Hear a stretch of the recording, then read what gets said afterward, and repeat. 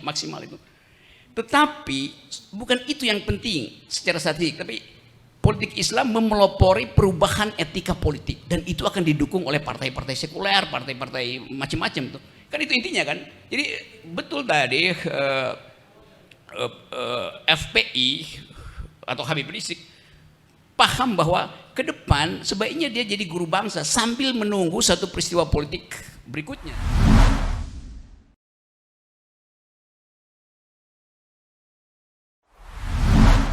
Soal tema tadi itu, Habib Rizik nyampe nggak ke 2024 untuk jadi semacam simbol dari recovery Muslim politics itu? Itu pertanyaan yang juga terlalu standar.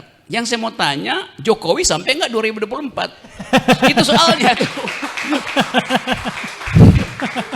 Kalau itu tanya ke Adi Masardi. Ya, kalau Adi Masardi dia maunya besok tuh. Karena memang orang tiba pada soal untuk bagaimana mengevaluasi politik Indonesia. Kalau Habib Rizik dimunculkan, dia bukan momentum. Karena momentum itu tersedia setiap menit, setiap detik ada momentum. Sekarang momentum itu harus diisi dengan monumen. Momentum menjadi momentum menjadi momentual kalau ada monumen. Habib Rizik itu monumen. Jadi monumennya udah ada. Babe Ridwan, apa monumennya? Yaitu batas antara yang etis dan tidak etis diperlihatkan oleh Habib Rizik itu. Batas antara intelektual dan tidak intelektual diperlihatkan oleh Habib Rizik. Batas antara justice dan injustice diperlihatkan oleh Habib Rizik. Saya bahas satu-satu ya supaya lebih komprehensif ini skripsinya tuh. Ini skripsi atau tesis atau disertasi ini? Enggak, kalau disertasi nanti jadi guru besar tuh. Enggak perlu tuh. Coba kita lihat. Orang akhirnya nunggu kontras moral antara rejim Jokowi dan Habib Rizik. Kontras itu diperlihatkan di sidang pengadilan itu. Jadi terbentuk fasilitas baru sekarang.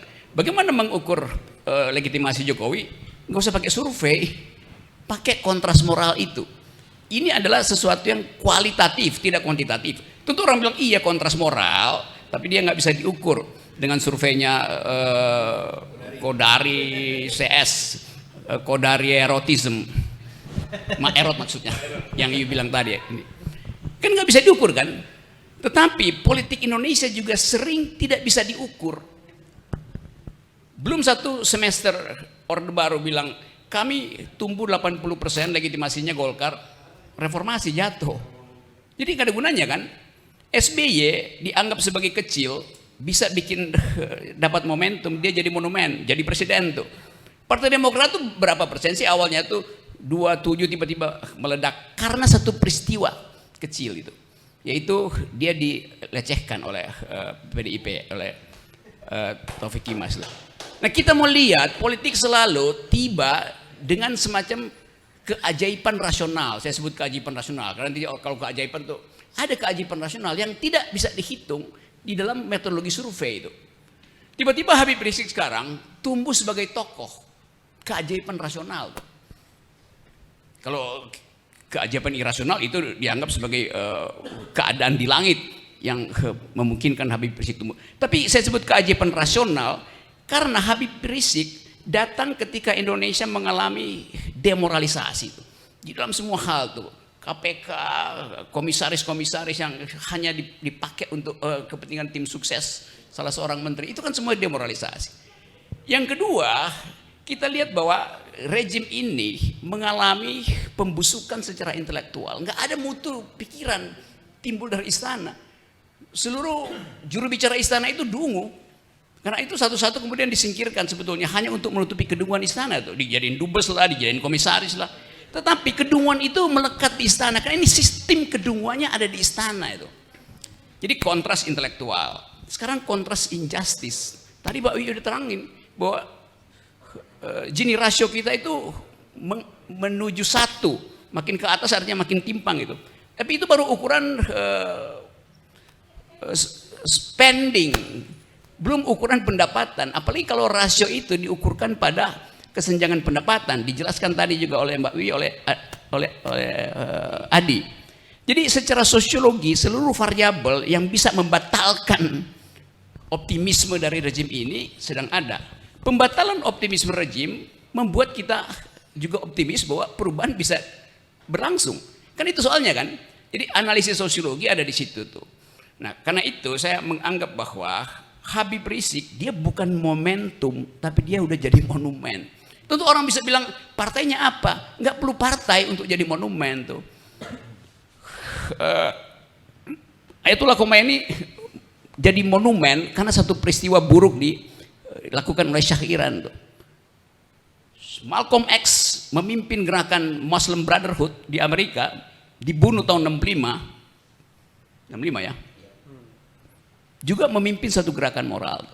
Anak muda akhirnya sekarang baca Malcolm X karena menginginkan satu tuntunan moral tuh. Martin Luther King juga dibunuh di Amerika karena menuntut perbaikan moral tuh melalui perjuangan hak asasi manusia. Dibunuh juga tahun 68. Duh, masih muda tuh. Anak muda membaca kembali I Have a Dream dari Martin Luther King. Anak muda sekarang baca lagi Kuba, Che Guevara. Guevara. Jadi semua mereka itu adalah simbol moral yang tidak bisa dibaca dengan statistik gitu. Jadi percuma misalnya Saudara Kodari kawar-kawar 3 periode, enggak.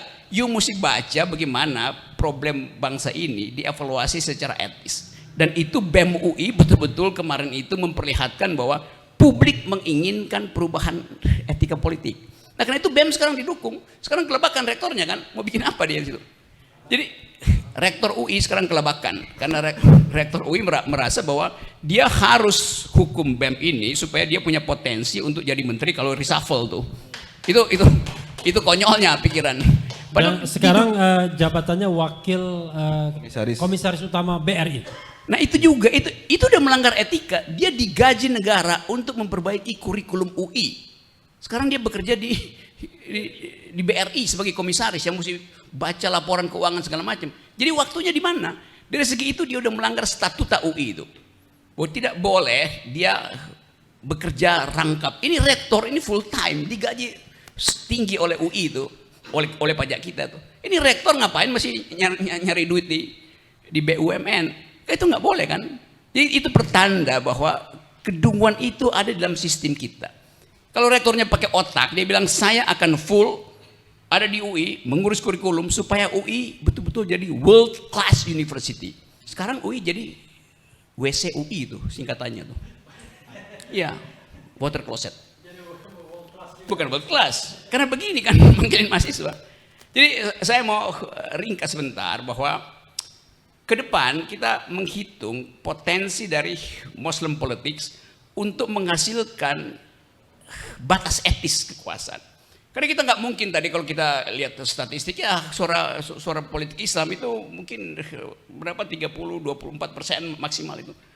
Tetapi bukan itu yang penting secara statistik, tapi politik Islam memelopori perubahan etika politik dan itu akan didukung oleh partai-partai sekuler, partai-partai macam-macam tuh. Kan itu intinya kan. Jadi betul tadi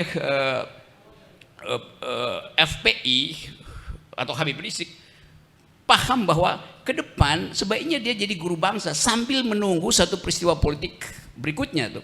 Sehingga dia dipanggil oleh sejarah bahkan untuk memimpin partai. Kalau kita sekarang evaluasi, diam-diam Habib Rizik diincar oleh semua surveyor untuk dijadikan ikon atau diintip peluangnya untuk jadi presiden oleh partai-partai Islam. Itu masuk akal aja kan? Bahwa kemudian politik Indonesia itu menganggap bahwa ya tapi dia bukan Islam yang moderat itu. Nanti dikampanyekan lagi kan? Habib Rizik memimpin politik Islam radikal tuh. Dan saya udah nggak anggap bahwa apa gunanya bikin perbedaan moderat dan radikal kalau isunya adalah ethical politics. Kan itu intinya kan. Kan dulu Orde Baru bikin mana yang moderat, mana yang radikal tuh, dalam upaya untuk meringkus yang radikal. Itu udah nggak dibeli orang sekarang itu. Karena istilah moderat itu artinya mereka politik Islam yang pro kekuasaan akhirnya tuh. Kalau dia nggak pro kekuasaan maka dia dianggap radikal itu kan. Bahkan dekat-dekat di situ jadi teroris itu.